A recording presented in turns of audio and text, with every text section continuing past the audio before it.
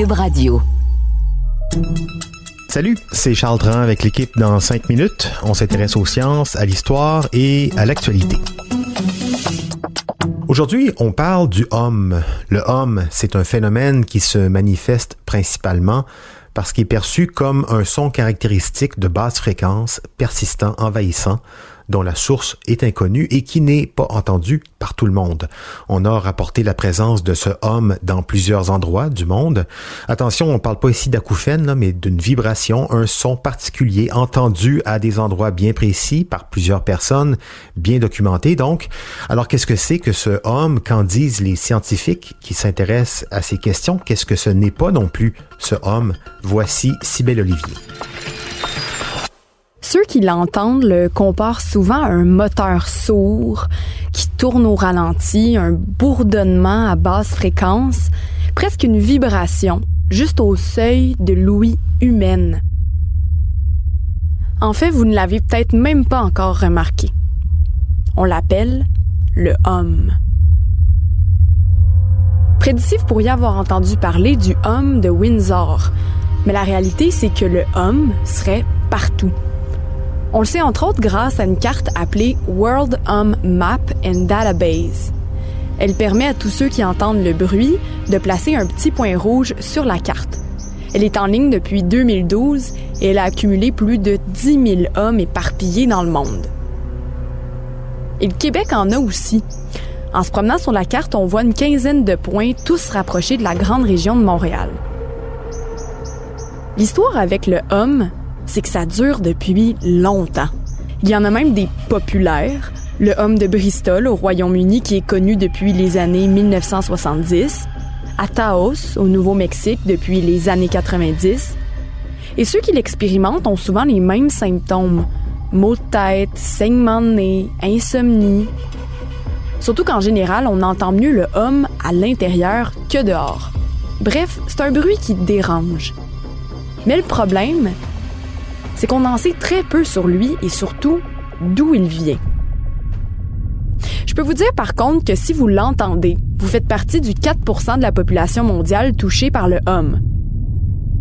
Et évidemment, les théories les plus loufoques ont toutes déjà été avancées. Signaux extraterrestres, écho du Big Bang, des ondes émises pour contrôler les pensées des citoyens. Bref, rien qui se prouve, bien sûr. Mais alors quoi? Est-ce que c'est un phénomène géologique? C'est ce que des scientifiques français ont pensé en 2015. Ils disaient que le hum pourrait être causé par des vagues océaniques qui frappent les continents sous l'eau. Il y en a d'autres qui ont suggéré que ce sont les vibrations causées par les éruptions volcaniques et les tremblements de terre qui pourraient être responsables.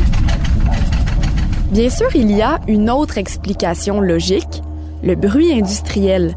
Surtout que la plupart des victimes du hum vivent en ville. Et on a tous, à un moment donné, déjà été frappés par le silence soudain quand l'électricité est coupée. Ça surprend de se rendre compte qu'on est constamment assailli par des fréquences que notre cerveau filtre presque naturellement aujourd'hui. Le bourdonnement, le hum, ça pourrait peut-être être le bruit de fond de l'électricité, des conduits de gaz ou des tours de téléphone. On s'est aussi demandé si les coupables, c'était pas les ondes électromagnétiques. Encore là, les experts ne s'entendent pas sur cette théorie. Il y a même une idée qui dit que le hum est causé par les signaux radio ultra basse fréquence utilisés pour communiquer avec des sous-marins.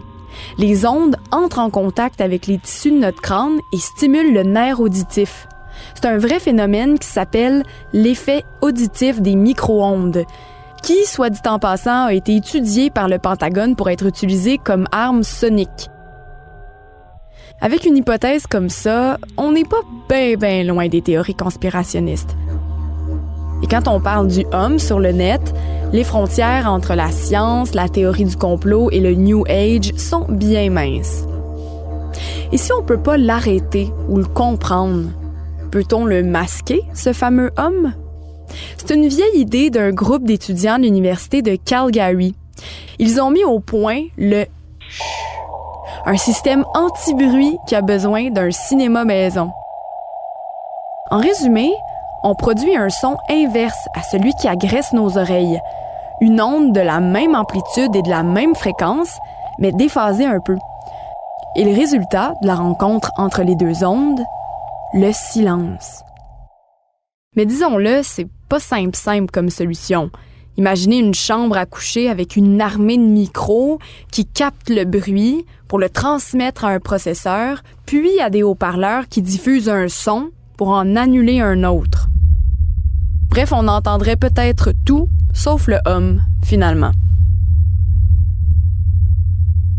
Oui, donc si vous êtes témoin d'un hum ou si vous êtes simplement curieux d'en savoir un peu plus, le britanno-colombien Glenn Macpherson est en charge du site thehum.info, sur lequel sont répertoriés avec moult détails tous les hums entendus perçus sur Terre. Et à lire sa carte rapidement, ça semble être un problème assez concentré dans les pays industrialisés. Merci, Cybèle Olivier. C'était en 5 minutes.